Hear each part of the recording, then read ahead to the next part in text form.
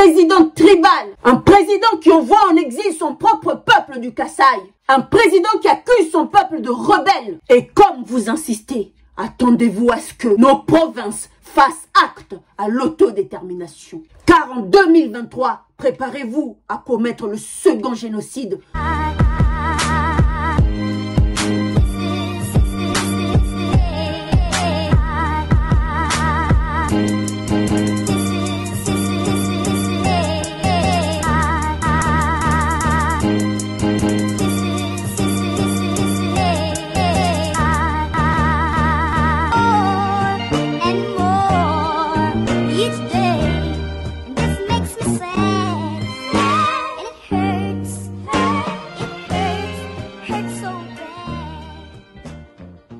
Bonjour, je m'appelle Jenny Fouti.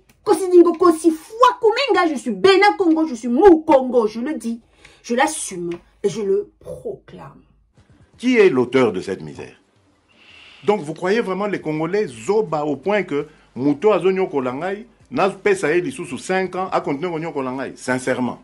Non. Et on les crétinise. Vous avez entendu? Oui, vous, la communauté internationale. Ce n'est plus un secret. Tout le monde le sait que c'est vous. Monsieur Biden, Macron, Johnson, Madame Merkel, Monsieur le Pape, qui nommait les présidents africains. Vous avez entendu votre gouverneur de la RDC? Il a dit que le peuple congolais ne sont pas des idiots à vouloir confier un second mandat à une personne qui les a fait souffrir au premier mandat. Alors lorsque vous allez organiser votre semblant d'élection en RDC pour nommer votre pantin, pion, mouton, gouverneur, prenez compte de ces paroles de M. Tshilombo. Car en 2023, préparez-vous à commettre le second génocide pour vos intérêts. Sérieux? En 2022, vous avez encore cette haine envers les Congolais? Avec toutes les richesses que vous pillez chez nous, et vous nous avez nommé un président qui est en train d'enterrer les Congolais. Un président qui est en train de diviser les Congolais. Un président qui envoie en exil son propre peuple du Kasaï. Un président qui ne témoigne d'aucune compassion sur les morts à l'est de son pays. Un président qui accuse son peuple de rebelle, tandis que le rapport Mapping et les experts de l'ONU disent le contraire. Un président qui appelle les rebelles qui tuent à l'est de son pays mes frères. Un président qui accepte d'annexer son pays avec les pays ennemis qui continuent à tuer à l'est du pays. Un président qui comptabilise plus de 200 voyages, 100 mariages et anniversaires. 4 naissances avec 3 femmes différentes dans un pays en guerre. Un président dont l'entourage familial est passé du SMIC aux indemnités chômage, allocations femmes seules, à milliardaire en 3 ans. Toute la famille Tshilombo possède des carrés miniers en RDC en infligeant une dette de plus de 8 milliards aux Congolais en 3 ans seulement. Un président tribal qui a fait des institutions de l'État le Kasaï Power en méprisant et en dédaignant tous les autres tribus qui constituent la RDC, en les écartant du pouvoir. Un président qui nomme 80% des Kasaïens sur les 300 conseillers à la présidence. La Cour constitutionnelle Kasaïen, Cour de cassation, Cour d'appel, parquet de la Gombe, Kasaïen, greffier général, Banque centrale, la CENI, Kasaïen, et j'en passe pour les ministres. Un président dont le gouvernement détourne tout sur leur passage. Même l'argent dédié à l'éducation n'a pas échappé à leur ventre. Et M. Tshilombo se permet d'insulter nos enseignants. Alors pour les 15 gouverneurs fraîchement élus, 11 sont de l'UDPS. Mais malgré tous vos pions, monsieur Tshilombo, que vous avez placés partout sur les postes stratégiques du pays, sachez une chose,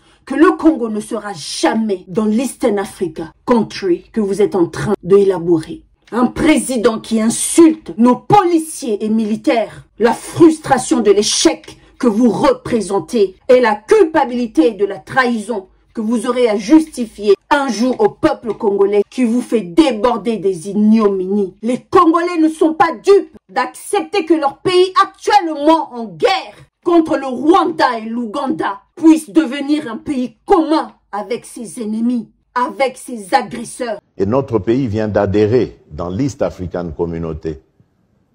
Une communauté qui va être une communauté d'intérêt commun. Donc vous voyez que le Congo s'agrandit. L'espace dans lequel les biens et les personnes vont devoir circuler est maintenant a grandi à 7 pays. Donc, ça ne sert à rien de vous battre pour des morceaux de terre, alors que c'est l'East African Communauté qui deviendra notre pays, en fait. C'est pas parce que vous avez vendu le Kasaï et que vous avez chassé nos frères kassaïens de leur terre, sans scrupule, que nous allons vous regarder vendre la RDC. Dites-leur que nous allons nous battre pour chaque centimètre de la RDC. Pour chaque bout de terre, nous allons nous battre. Dites-le à ceux qui vous envoient. Nous avons compris l'objectif de l'arrivée du pape et du roi Philippe. Et les Congolais sont toujours contre cela. Et comme vous insistez, attendez-vous à ce que nos provinces fassent acte à l'autodétermination. Acte consacré par l'ONU. Car le peuple congolais veut s'affranchir de la domination rwandaise, ougandaise et internationale. Vous continuez à prendre le peuple congolais comme des indigènes, illettrés, écervelés, sans âme, pour décider à leur insu de les retirer de leur espace culturel et historique qui est l'Afrique centrale, pour les annexer à l'Afrique de l'Est pour vos intérêts. Vous avez demandé la permission à qui? Vous avez demandé l'avis des Congolais? Un peu de respect, s'il vous plaît, au peuple congolais. Nous sommes des citoyens du monde comme vous, et nous allons nous battre pour faire respecter l'Afrique et l'Africain. Et notre pays vient d'adhérer dans l'East African Communauté. Une communauté qui va être une communauté d'intérêt commun. Donc vous voyez que le Congo s'agrandit. L'espace dans lequel les biens et les personnes vont devoir circuler est maintenant agrandi à 7 pays. Alors, Monsieur Tshilombo, le Congo ne va pas s'agrandir en l'annexant aux 6 petits pays de l'Afrique de l'Est. Et vous savez pourquoi? Parce que le Congo est déjà grand.